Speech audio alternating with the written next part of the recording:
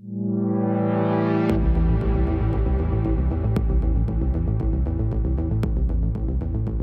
I'm Chris, and I'm heading up the art department on Elite Dangerous.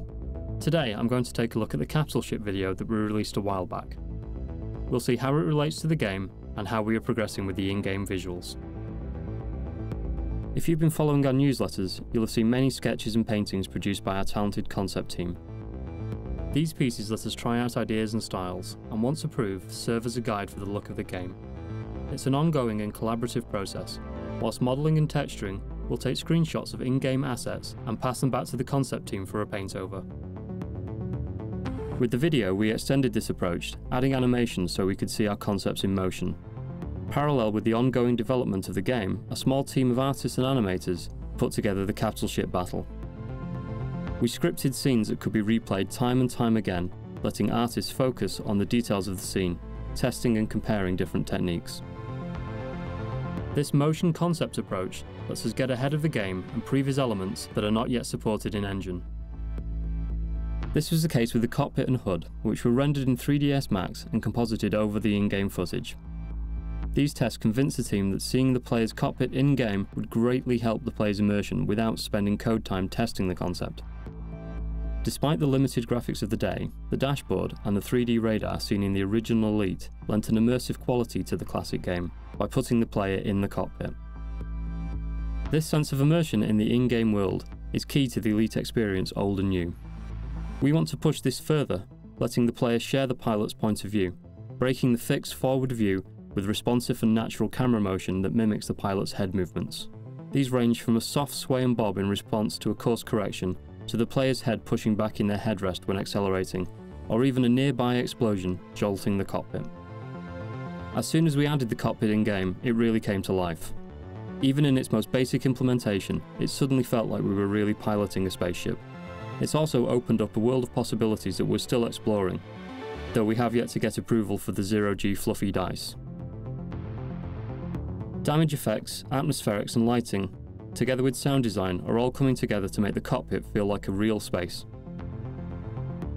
The cockpit has always been designed with the 3D device in mind, and it's been great to see it working on 3D televisions and on the Oculus Rift. We don't see the cockpit as just an overlay on the game, but an integral part of the experience, with aural and visual clues to aid gameplay, together with lighting, sound design and effects used to highlight damage, proximity and ship status. The player might have to take action to solve a problem within their cockpit, such as a fire, a toxic leak from their cargo, or maybe even an outbreak of trumbles, as seen in the original Elite. To add to this realism, the dashboard is scuffed and scratched, and has running repairs made by the pilot. Careful attention was paid to the materials to make them recognisable and believable, and the max rendered overlay is now serving as a guide as we implement the in-game version. Going forward, we plan cockpits as varied as the ships themselves, each suited to the design and function of that vessel. We decided to go with a holographic heads-up display and instrumentation for a number of reasons. Firstly, it's visually interesting and exciting, which is a good place to start. It also feels like a logical progression from today's glass cockpits and augmented reality devices, giving the pilot, and so the player, all the advantages of an in-world display. Panels can easily be resized to fit content, and data can be intelligently placed anywhere in the game world. This approach also lets us fade panels and widgets dynamically to prevent the player's screen space from getting too cluttered. The holograms are in-world constructs that cast light on surrounding surfaces. Taking damage or running low on power might well cause your instrumentation to glitch or degrade. Having the information positioned in 3D space around the player really comes into its own when we add head-look to the first-person camera view. These displays are not hands-on. The ship's flight is managed by the pilot through more tangible handheld controls. When the pilot is added, you'll see their hands manipulating twin input devices, giving the player a more tactile and direct connection with the ship. In the event of a failure in the systems that generate the HUD, the ship could still be flown using these controls, although it would take one hell of a pilot to pull it off. The workspace is linked to the pilot and follows them as they progress up the ship roster, subtly adapting to each new ship they purchase. Longer term plans see the layout reconfigured to give the pilot information in other scenarios. The radar provides a strong link to the original game, but isn't included for nostalgia's sake alone. The faux 3D nature of the original golf stick radar was ahead of its time and perfectly suits the holographic concept. When lighting the scenes, we wanted to make a clear connection between the action happening in space and the cockpit interior. Main lights such as the sun cast shadows into the cockpit, while other light sources such as explosions or ship's engines light the dashboard.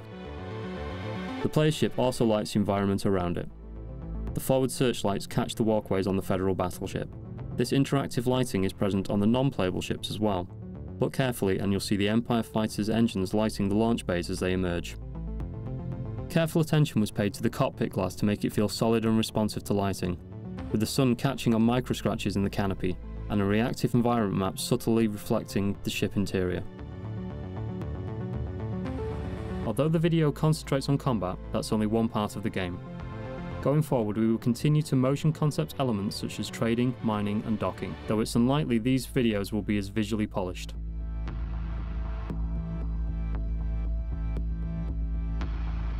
The game and engine are now more developed, so quick renders and animations are enough to test out ideas.